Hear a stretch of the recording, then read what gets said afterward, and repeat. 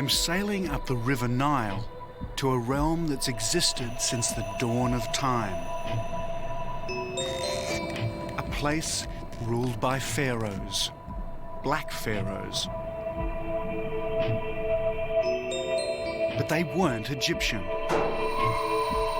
This is a forgotten African civilization which, like the Egyptians to the north, built temples and pyramids that would last 5,000 years.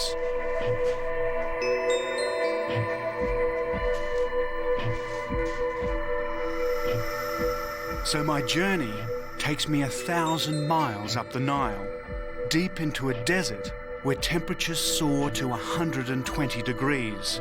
And here, I come face to face with the Black Pharaohs of Africa.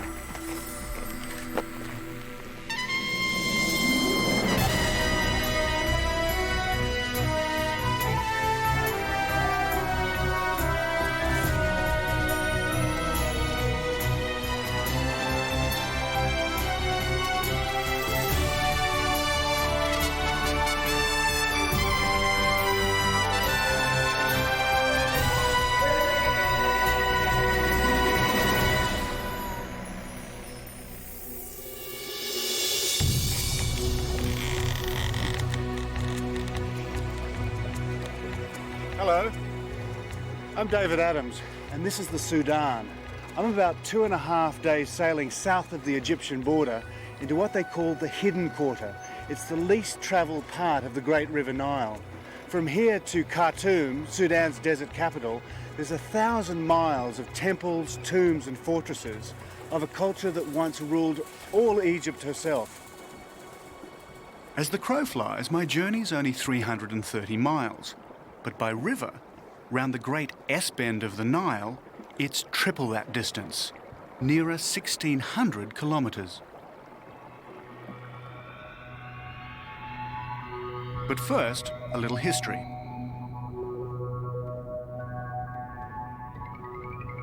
Nearly 3,000 years ago, in the 8th century BC, Shabaka, king of Nubia, conquered Egypt. His dynasty was to rule the Egyptian Empire for over a century, the 25th Nubian dynasty.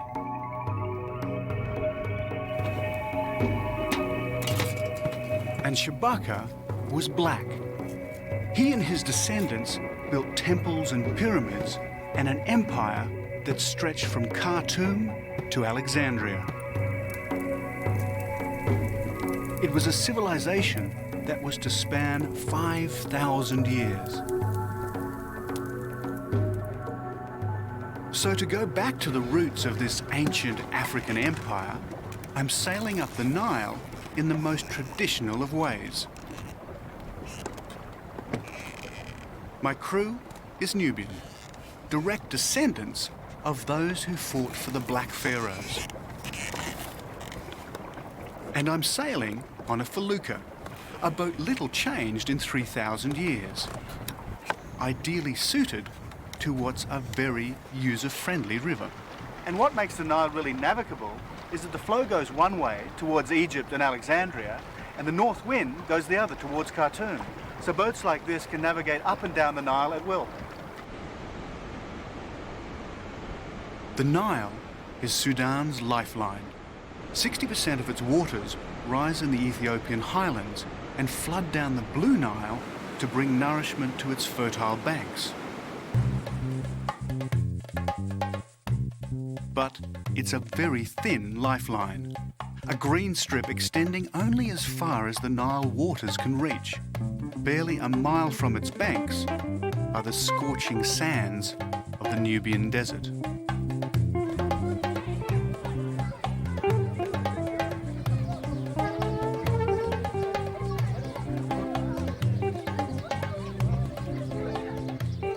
Today, the Nubians of Sudan live in mud villages much as they've done for centuries.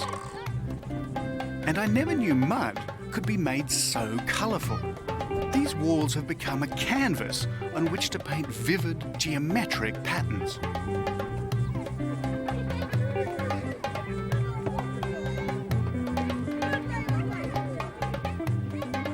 again, I'm going back in time. These villagers' ancestors would have once lived under the rule of the Black Pharaohs. Provided they paid their tribute and worshipped the ancient god Amun-Ra, the pharaohs would have been benevolent. If they'd defaulted, they would have incurred the pharaoh's wrath. Today, the villages are Islamic, and in true Islamic style, they extend a welcome to all strangers. They really are incredible, these buildings. You'd think you were in Mexico with all the painted adobe houses there, instead of right in the middle of the Sudan.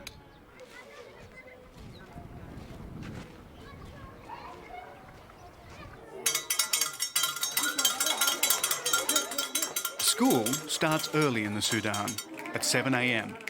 And as Westerners seldom pass this way, the school teacher grabs his opportunity.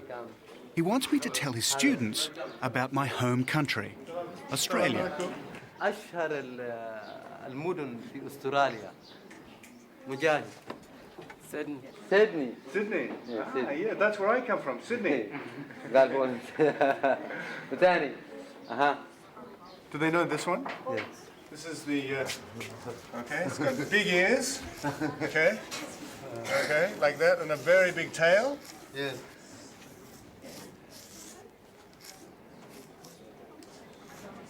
They know this one? What's this one? Kangaroo. Kangaroo. Yeah, matches. You know this one? Boxes. Yeah. Yeah? Kangaroo. حيوان. Like this. I wonder what would happen if I asked Western children to name an animal in the Sudan. I'd be even more amazed if they knew where it Thank you was. very much. Thank you. It was very good. But Very good I to must see be the on my past. way. Goodbye. Thank you. Ciao. It all seems so calm and peaceful here. But just across the river is an old fort. It stands as a stark reminder of rival imperial ambitions that have so often disrupted the peace of this great river.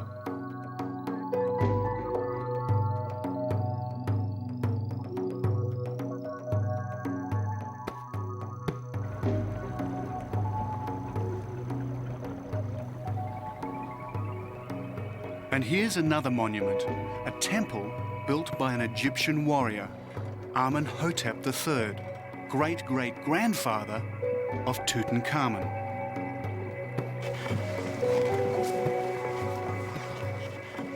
It was built 4,000 years ago, and it predates King Solomon, Babylon, and the temples of classical Greece. It was from temples like these that the Black Pharaohs drew their inspiration and founded their ancient African civilization.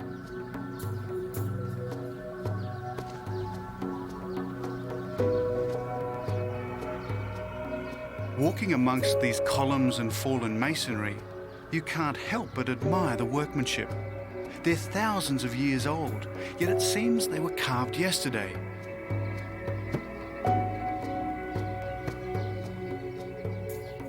And where are the tourists? If this were a temple in Egypt, it would be crawling with them. But I seem to have it all to myself.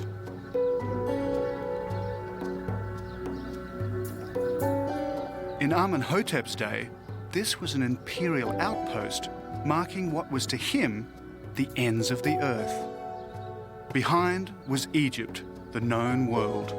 Beyond was Black Africa and the Nubian province of Kush.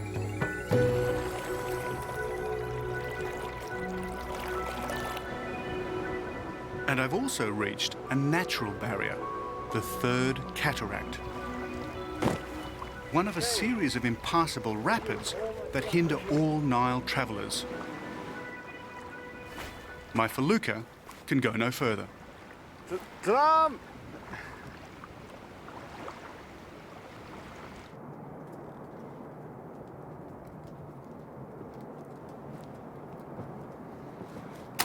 And as if to rub in the point, on the cliff high above the cataract, there is an old inscription warning of danger ahead. This was the original border between ancient Egypt and the Nubian province of Kush. Tomorrow, I join the trail of another warrior whose imperial ambition ran headlong into that of another would-be African pharaoh. I'm about to enter the land of Kush.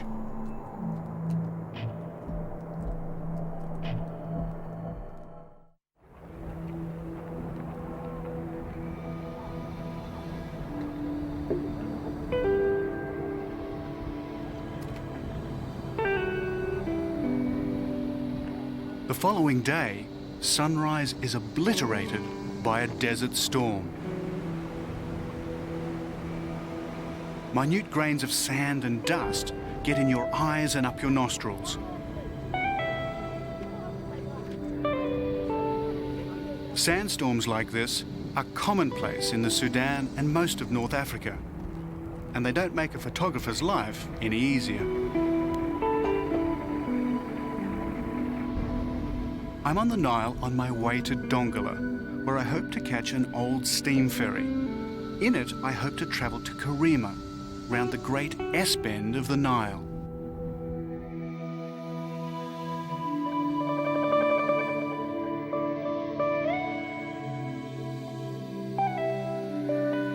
I'm on another felucca, dwarfed by this mighty river. And it was past this very spot, nearly 3,000 years ago, that the Black Pharaohs launched their invasion north.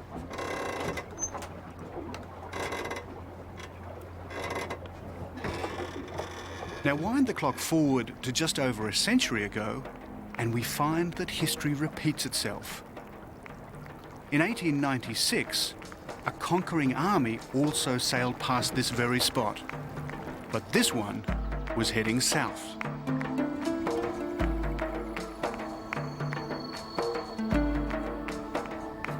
In the 1800s, a man was born near here who believed he was sent by God. He was a sort of Islamic messiah known as the Mahdi. He too had visions of a black African empire, this time an Islamic one. Today, his followers still whip themselves into a frenzy in his memory. They're called dervishes.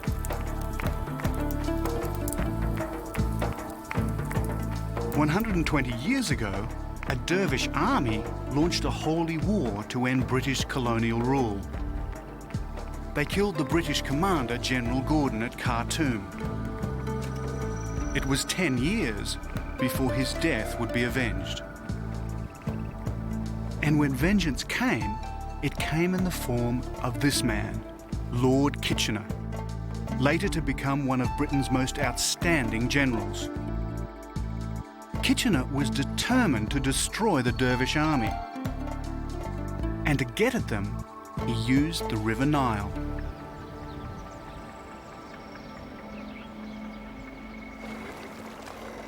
The next morning, we arrive in Dongola. Dongola. Dongola. Fantastic.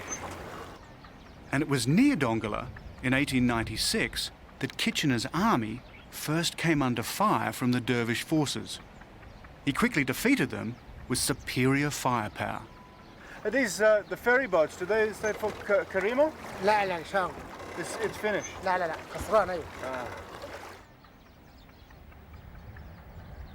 Well, there's my Nile ferry. Thanks to irrigation and droughts upstream, the river level is low. The result is that these once magnificent old boats have been left to rust in the mud. So my plan to travel under steam, like Lord Kitchener, won't work.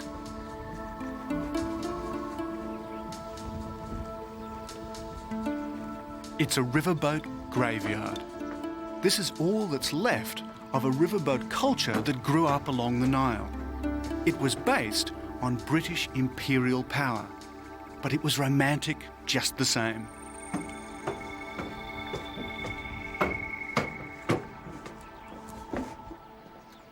Imagine what it would have been like living on these riverboats for days on end. Really like Agatha Christie in Death on the Nile. First-class passengers would have been reclining in these lovely little cabins, drinking their gin and tonics, while the Sudanese all rode down below. It's still about 500 miles down to Khartoum, and it would have been quite a long trip, but in a boat like this, in those days, would have been wonderfully luxurious.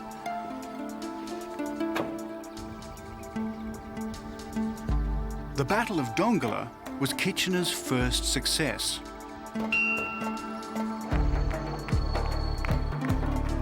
Dongola is famous for its markets, stacked with produce from the Nile. Today, as in 1896, there's enough food to feed an army. And it's in these markets that I meet Ramadan. Ramadan is also bound for Karima. He tells me there's only one way to get there quickly, but it means abandoning the river and going by bus. So how long does the bus take to get to Karima? 2 days. Yeah? Yeah, we take 2 days and desert and many sand and yeah. But Karima is very beautiful also. Yeah, no, I'm looking forward to it. And Jebel Barkal. Jebel Barkal, and there is a pool also. But yeah, and you were stopping in Karima? Yeah, we stop in Karima. Yeah. That's the good news. The bad news is that the bus doesn't leave until the day after tomorrow. So it's 2 days waiting. Yeah, that's waiting. There's not many buses in this country. Yeah, you must wait until that. Go take the tea. Say shukran. The Sudanese are a nation of tea drinkers. So we discuss travel plans 2 days over a until glass Alaska. of sweet minted tea. Is there much to see around Dongola? No. Dongola is also famous for its cooking. Perhaps I can relax and enjoy some Sudanese cuisine. But Ramadan suggests another form of cooking. You may think that being buried 30 kilometres out in the desert is some sort of Sudanese torture. Actually, it's something that a lot of people travel a long way to do, because this sand has incredible properties, and anybody with rheumatism who gets buried here for an hour or two walks away with almost no pain. Well, for me, because I don't have rheumatism, this is actually like a hot sauna. Well, probably in an hour or two I'll just be nicely baked. But it actually is very pleasant, I think.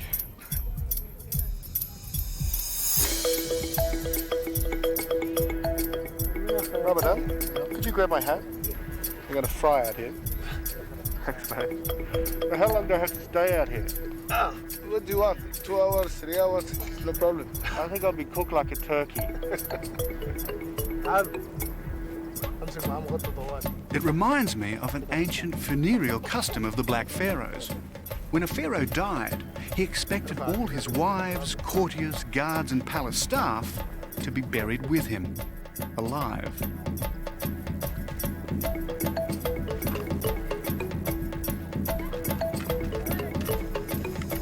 It's getting hot, very hot. Soon I'll be mummified like a pharaoh. They put a cover over me as the sun rises higher and higher in the desert sky.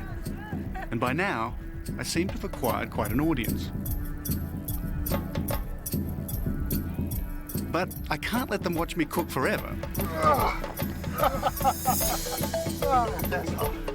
We must get back to Dongola. We've got a bus to catch. It's a 200-mile journey, which means a 12-day camel ride with a caravan. I'm very glad we've got a place on this bus.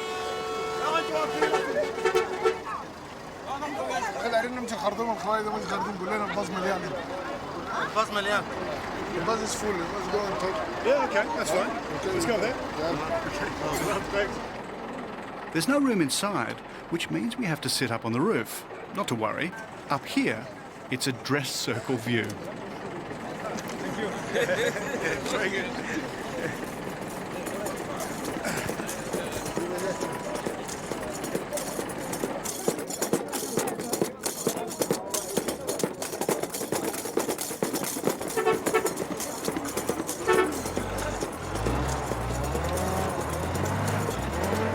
African desert buses are very colourful, and I don't mean just their design. And you've got to love that horn.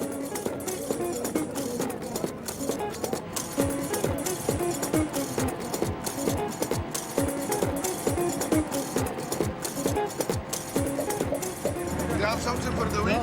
No, I have one I can give you. Yeah, because there is too much wind. You know how can you do it? Yeah, put it on.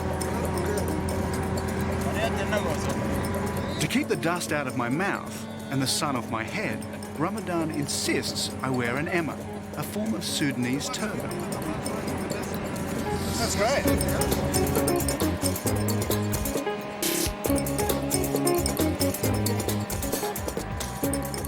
As we hurtle deeper into the desert, my mind goes back to Kitchener's army just over a century ago.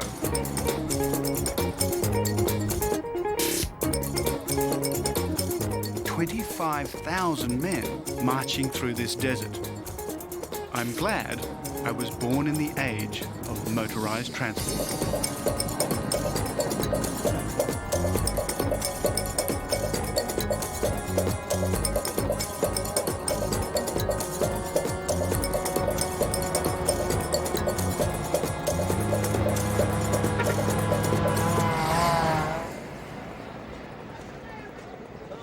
Two days later, dusty and tired, we arrive in the town of Karima.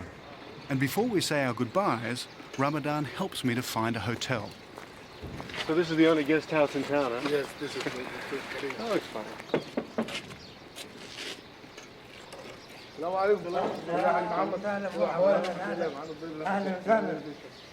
Okay, Thank you. See you. It was great having such a knowledgeable guide. Okay, thank you for you.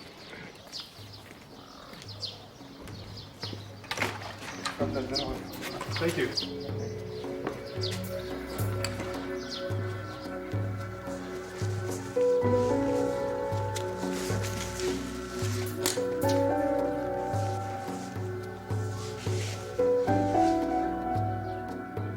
And as I drift off to sleep, my mind goes back to Nubia and that ancient African empire. I'm about to enter a land of pyramids and temples built by the Black Pharaohs thousands of years ago. This was the place from where they set out to dominate much of the known world.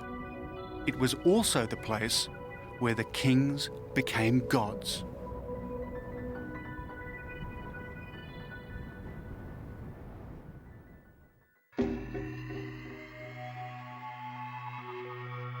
At first sight, Karima is just another North African desert town on the banks of the River Nile.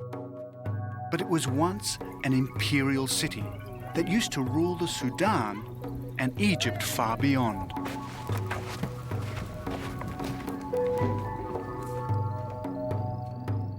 Towering over Karima is Jebel Barkal. At its foot, temples and burial grounds dating back to the days of the Black Pharaohs.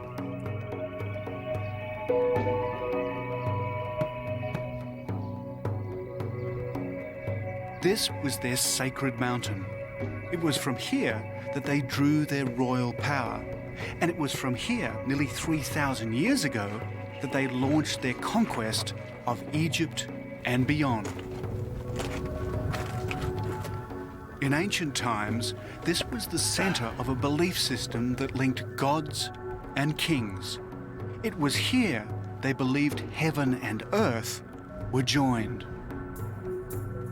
Well, this is the seat of the gods. This is where Amun-Ra, the great god of the Kush and the Egyptians, was worshipped. And from this pinnacle, there was a huge plaque of gold that shone out into the desert and declared to everybody that this was the center of Amun-Ra and the worship of their great god. And why wouldn't they think this place was sacred? It was the highest point in their firmament. From here, they could survey their capital, much of their kingdom, and its life-giving artery, the River Nile.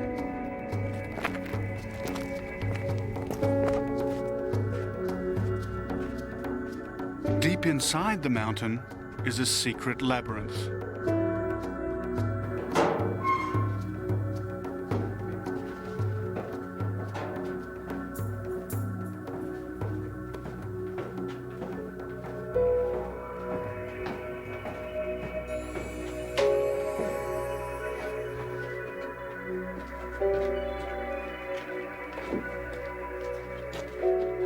On the walls are inscriptions that have survived nearly 3 millennia.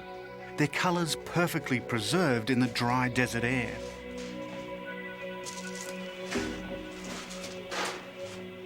Even the most powerful of the Black Pharaohs feared this place, for here lived the god kings, where monarchs prayed and hoped to become gods themselves. It was their belief in Amun-Ra that inspired their holy war to conquer Egypt.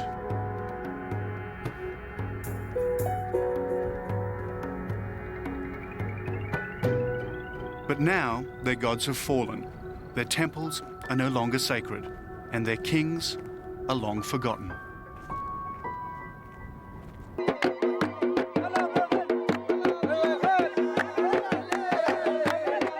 Back in town, there's an event on, a wedding. And weddings are the ultimate in Sudanese hospitality. The whole town celebrates. I'm in town, so automatically I'm expected to attend. It would be rude not to.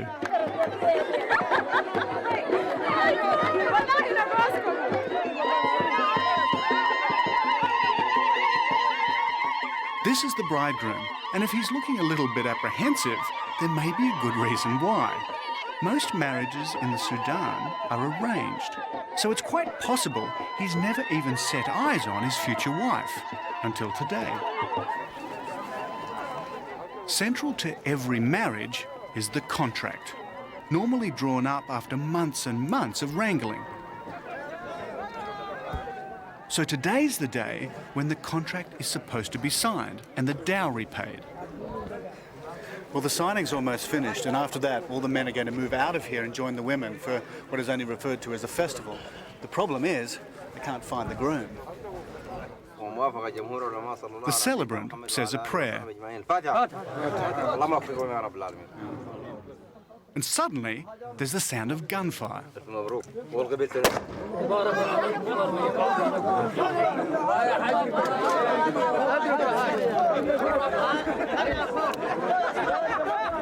A shot is supposed to signal the end of prayers. And then there's another shot for the signing of the contract. That's if this guy can get his gun to work. And I wish he'd stop pointing the damn thing in my direction. I half wonder if this is the origin of the phrase shotgun wedding, but events have overtaken him. They found the bridegroom, but he's about to leave.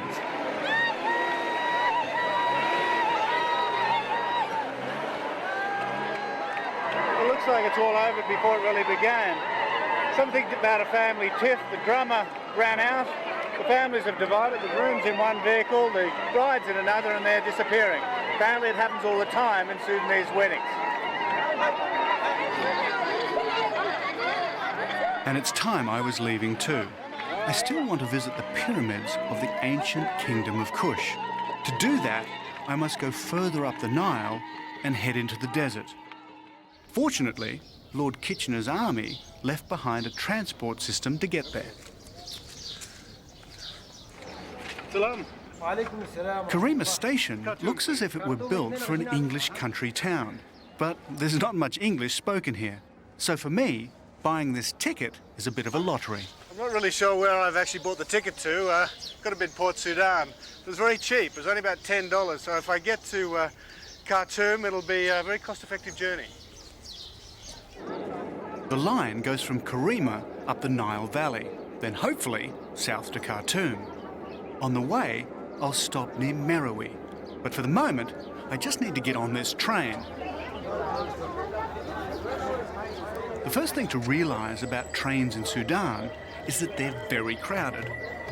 I thought I'd got here early, but obviously not quite early enough. The second thing to learn about them is that they leave on time. At least this one does.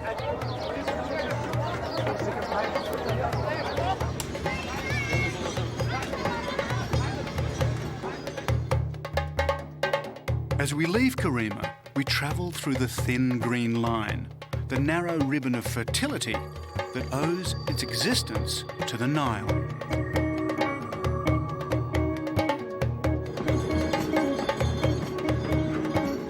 Then, as if to rub home the point, quite suddenly, we're in the open desert. Next stop?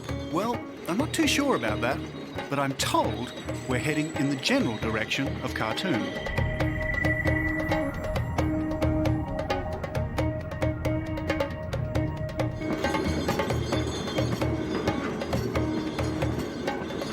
Travelling on these trains, I think it's a lot like India.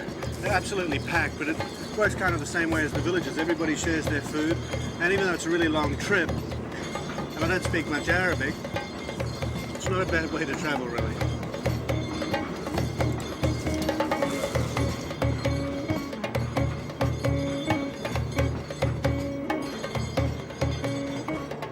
That's if you don't mind sitting on the floor, but I'm too tired to worry.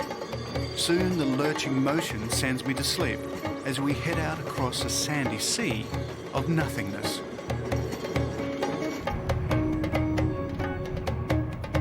But as I was to find out, getting on the train is the easy bit. As I approach the ancient pyramids of the Black Pharaohs, getting off turns out to be a leap into the unknown.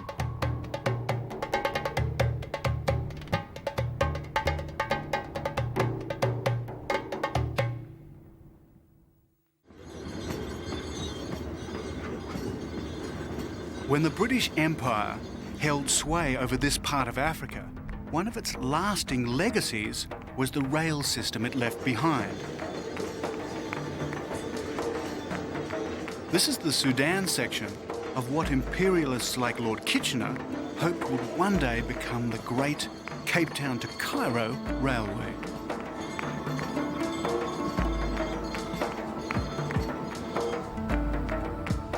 I've now done some 500 miles of my journey as I head towards Khartoum, and I'm hoping to get off this train near the ancient pyramids of Meroe. But I see no station, and this train shows no sign of stopping or even slowing. It really only leaves me one option.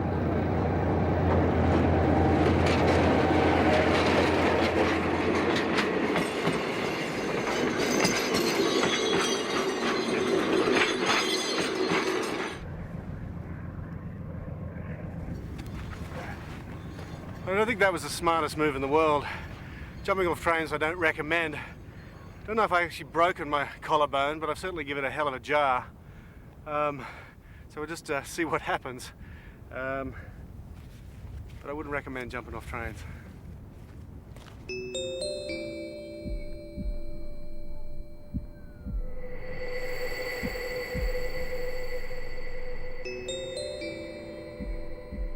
As the train disappears into a mirage, I head into the shimmering desert with a rather bruised shoulder.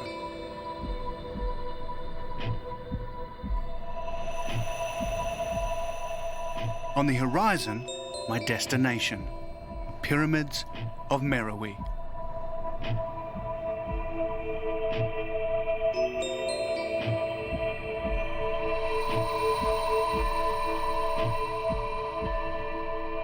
Nothing better illustrates the power of the River Nile than this wilderness.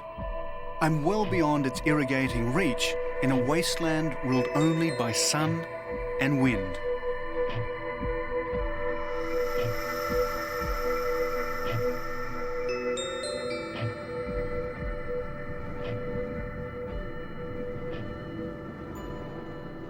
But even out here, you're never entirely alone. Though I wasn't expecting this. Hey! There. G'day. How are you doing? Good, man. I never expected to see anybody out here. Well, you're the first traveller that I've seen north of Khartoum. Oh, really? Yeah. Where are you headed? Well, I'm heading north to Wadi Halfa. Try to catch a ferry there, cross Lake Nasser, go into Egypt. Wonderful. We've just come from that way. I've just actually come down on the Nile. Yeah. So where have you been? I mean, it looks like you've Well, been around the world. Yeah, it's actually a round the world trip.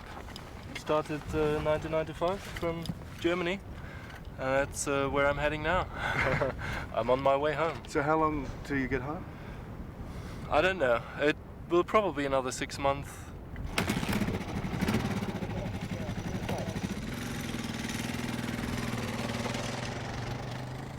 So he heads north, and I continue south. They call these the Forgotten Pyramids. Because of a Western obsession with Egypt, the Sudan is not on the tourist trail. So these pyramids are rarely seen by Westerners. And yet there are more pyramids here in the Sudan than there are in Egypt. And out here in the middle of nowhere, I guess this is the closest I'll get to hiring a taxi. Yes. Want to get a camel? Is okay?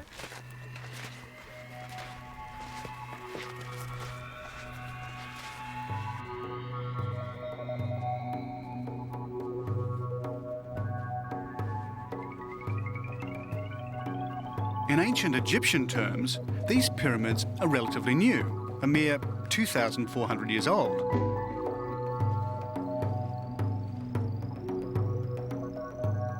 But in terms of Western discovery, they're even newer. They weren't seen at all by outsiders until the middle of the 19th century.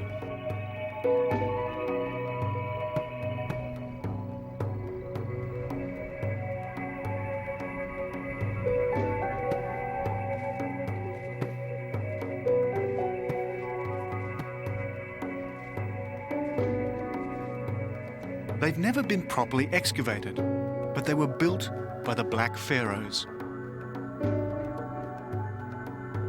They're smaller and steeper than the better-known Egyptian pyramids, and like them, they've been vandalized by tomb raiders.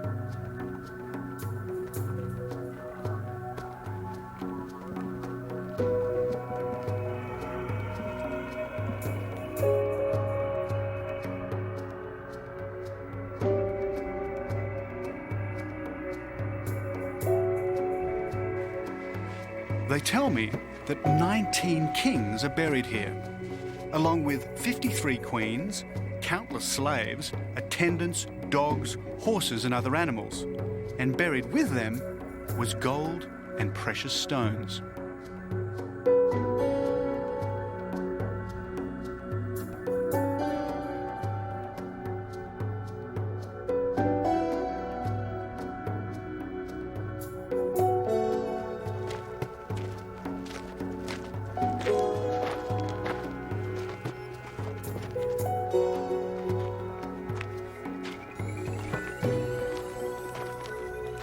Let's go take some photos.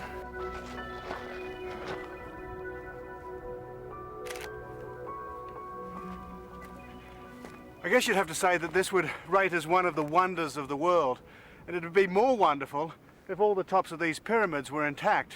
But what happened in 1836 or so is an Italian treasure hunter came down here and blew the tops off them all, trying to find some gold. And he found gold in one, but by the time he'd pulled it out, all the local people were so angry that he had to flee for his life. Pity they didn't get him. To just stand in a place like this is truly awesome. These monuments stand as testimony to a black African civilization that predated Julius Caesar, Christianity, and Alexander the Great. But its inspiration came from much earlier, 4000 BC, from the very dawn of civilization itself. Its culture became its own, its carving, its hieroglyphics, its architectural style. And after the 25th dynasty, it was to last another 1,000 years, only to be eclipsed by the arrival of Islam in 650 AD. But as I gaze at these ruined walls, I see graffiti of a more recent age, the scratchings of adventurers and Europeans. Once more, I'm on the trail of Kitchener's army as he marched relentlessly on Khartoum.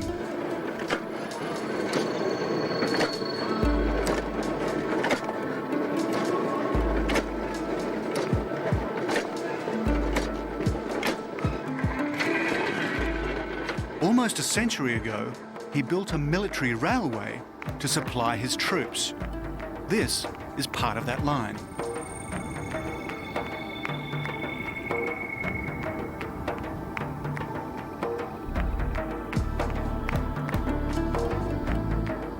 There's an old Sudanese saying, if you see a train, catch it. They also say that if you hail a passing train, it will stop for you. And while this isn't exactly a train, it'll do. But it's going a lot faster than it looks. I think they're trying to tell me that they can't stop. If I want a lift, I'll have to jump.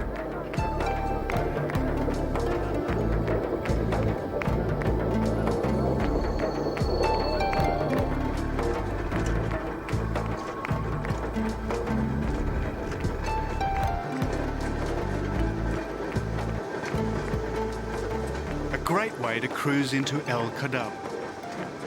Here I'm told there's a real Nile steamer that can take me up to Khartoum. It's taken me nearly 3 weeks to get this far. It took Lord Kitchener 2 years, and it was from here that he prepared for the final showdown. Okay, thank you.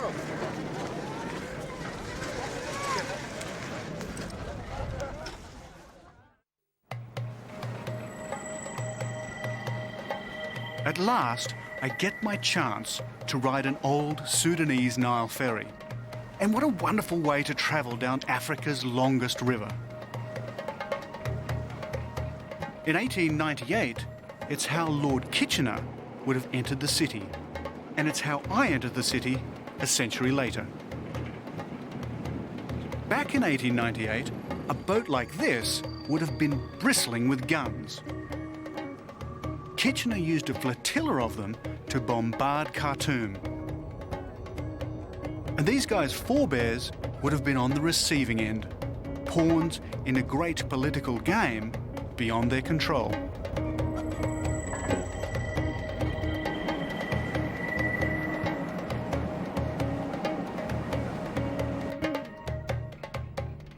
I've now completed nearly 1,000 miles of my Nile travels in the wake of Kitchener's army, and now I'm near journey's end.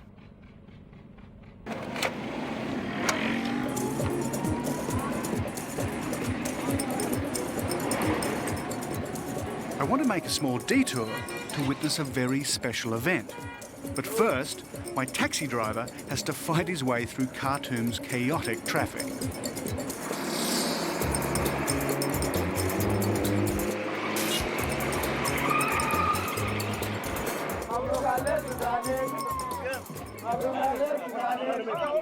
It's grand final day for a wrestling contest. And as with all grand finals, the rival teams need their cheer squads.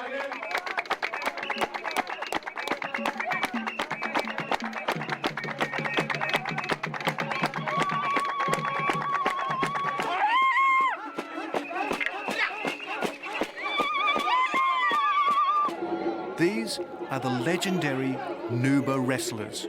Not to be confused with Nubians, these proud fighters come from the Nubia Mountains south of Khartoum. And this is their traditional sport. The wrestlers cover themselves with ochre, and it's on.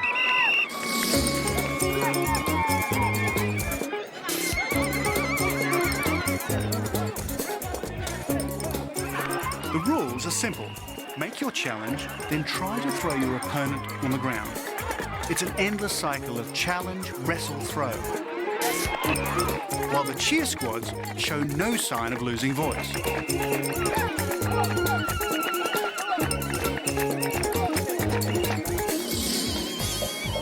While the Sudan's strict Islamic code officially disapproves of wrestling, it was this fighting spirit which the Mahdi drew on when he tried to forge his North African Islamic empire.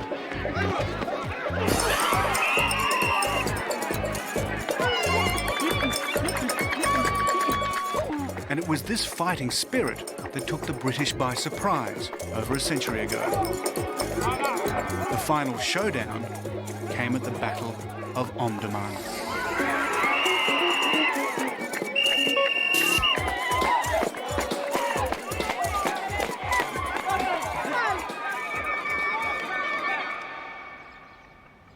This is where the Dervish army dug in. And here they waited for the British and Egyptian troops to arrive. And when they did, it was a massacre. A medieval dervish army against Kitchener's modern war machine. Can you imagine what it would have been like manning these defences for months and months on end while this enormous army advanced from the north? And then when it did arrive and Kitchener sailed his boat up the Nile and fired the first shot on the Mahdi's tomb, it was hardly Britain's finest hour. For 48 British dead, 25,000 martyrs lay dead or dying on this battlefield.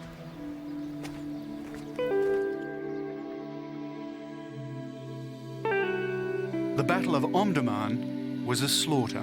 Spears and daggers were no match for the British artillery. It was at Omdurman that a new weapon would come into its own: the machine gun.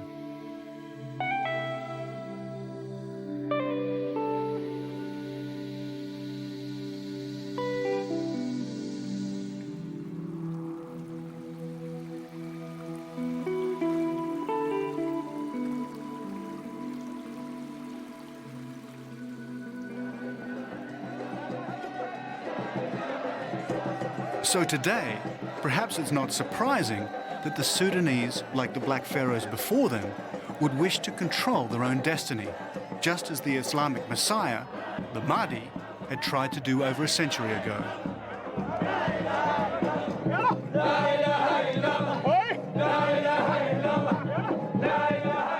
Every Friday at sundown, the descendants of the dervish army come together. This was how they prepared for battle. Today, it's how they make contact with God. And as the word dervish means poor man, that's how they turn out. Some even wearing clothes made from rags.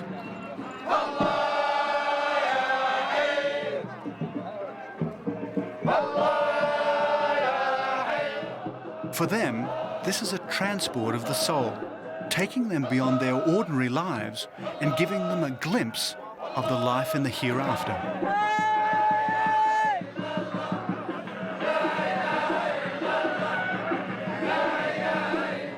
And as they fall into a trance from the ecstasy of the dance, I wonder if they're drawing on an earlier tradition. One day, they believe, another Messiah, another Mahdi, will be sent by God.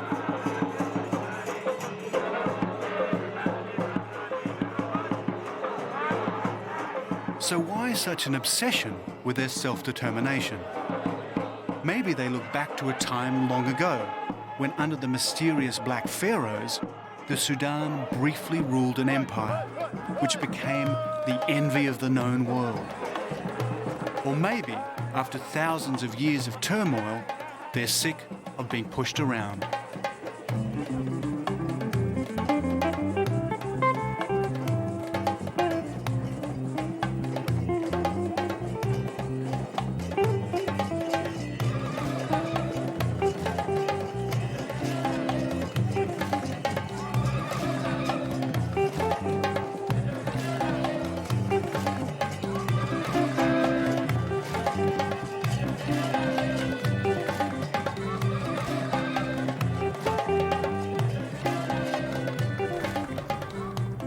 As I head back down the river of life, I realize there's one reason for all of this, one cause of all their sorrows and joys, and I'm sailing on it. It's the River Nile.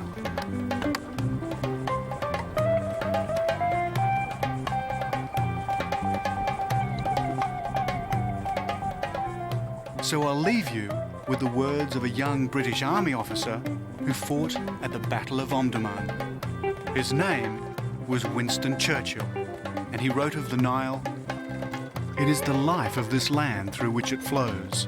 Without the river, none would have started. Without it, none would have continued.